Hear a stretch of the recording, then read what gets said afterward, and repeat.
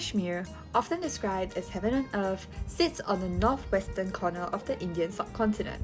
It has been a cultural icon, a land of beauty immortalized in Bollywood movies. But beneath its breathtaking landscapes lies a story of conflict, international rivalry, and political unrest. As someone who grew up with Kashmir at the back of her head, it's first important to understand why this conflict even came about, which is why I asked my mom to explain what's up. अस्सलाम वालेकुम, मैं सलमा हूँ। मेरा ताल्लुक आज़ाद कश्मीर से है। आज़ाद कश्मीर का capital Muzaffarabad, वहाँ से हूँ मैं। My mom then went on to explain about how Kashmir was now under India because of the 1947 rule that the King of Kashmir made at the time. He decided to join India on one simple rule, that Kashmiris will have their own rights, their own flag and their own currency, which allows them to determine how they want to live. But I thought what was interesting was how she brought up the British. जब भी अंग्रेज जिस मुल्क से निकलते हैं तो वो कुछ ना कुछ पीछे छोड़ के जाते हैं कि जब कुछ आपस में लड़ाई रहे, वो कंट्री डेवलप ना हो सके। तो मैं हमेशा ये पॉइंट सोचती हूँ कि अगर इंडिया और पाकिस्तान के दरमियान ये कश्मीर का मसला ना होता तो वो बहुत डेवलप कंट्रीज होती, क्योंकि उनका फोकस जो है तो वो लड़ाई रहा है, जंगें रही हैं। कश्मीर की वजह से काफ़ी जंगें इंडिया और पाकिस्तान में हुई हैं, और नेबर कंट्री होने के बावजूद वो लोग आपस में तिजारत नहीं कर सकते। I did my research and what she said was true. The fact of the matter was, the British actually gave Kashmir two choices: to be a part of India or to be a part of Pakistan, thanks to Lord Louis Mountbatten. This was a direct effect of post-colonialism.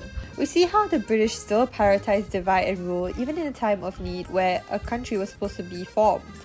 They decided that the better way to prosper forward was to split them up. On top of that, this actually questioned the secularism in India. It goes beyond saying that Kashmiris are now part of a post-colonialism effect, where their identity is constantly at a crisis.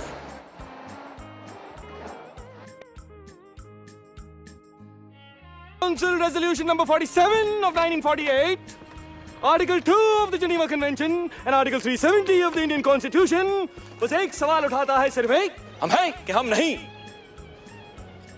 हम हैं तो कहाँ हैं और नहीं हैं तो कहाँ गए, हम हैं तो किस लिए और कहाँ गए तो कब।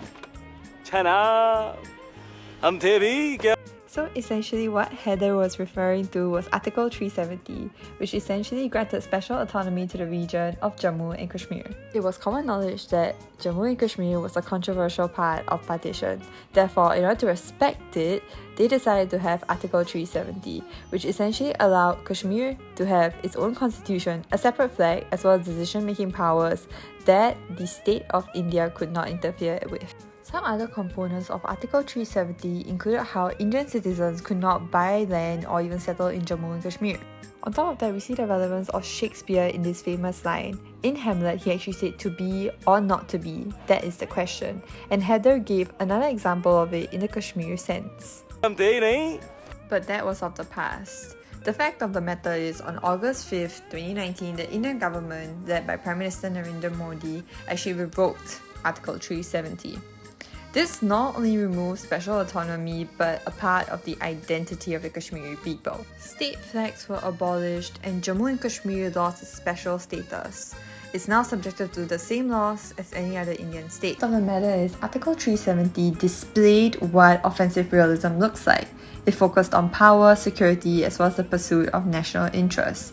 It was very anarchical of India to do such a thing. While many can argue that Modi acted in a self-interest way where he decided to put his Hindu idealism on top of everything else that the state needed, but this was actually an example of power maximization. His decision to revoke Article 370 was actually seen as a move to consolidate power and control over the region. The implications of this were seen all across Kashmir. There were curfews, there were more military presence around the area. While some may say that Kashmir has lost its identity due to the removal of Article 370, it is also important to acknowledge some of the key components that have come from this. one of which is how it is now part of the bigger constitution. And this is actually good for its citizens. Before this, Kashmir did not have it compulsory in their laws to provide free education for all those aged 6 to 14 years old. And by joining India under the same constitution, this is now a fundamental right. Some may also say that Kashmir was not as developed, therefore being a part of India does allow it to develop further, and this was one of the examples. One of the reasons why I love this case study so much is simply because we get to see all the different theories into one whole package. From this alone, we see how liberalism is at play as well. It emphasizes on cooperation and the spread of democratic values.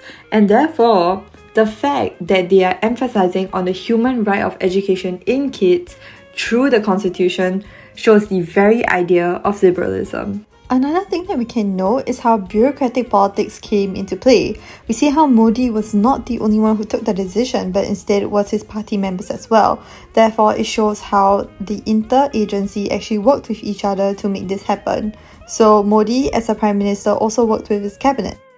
A quick recap on what the United Nations is. It is an intergovernmental organization which essentially helps countries with their diplomatic and political aspects. During most conflicts or even wars, the UN has had their intervention.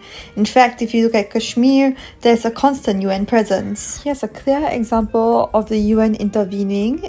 We actually see how the UN chief asked India to end use of guns on Kashmiri children and how many of them have actually ended up being wounded or even worse, killed.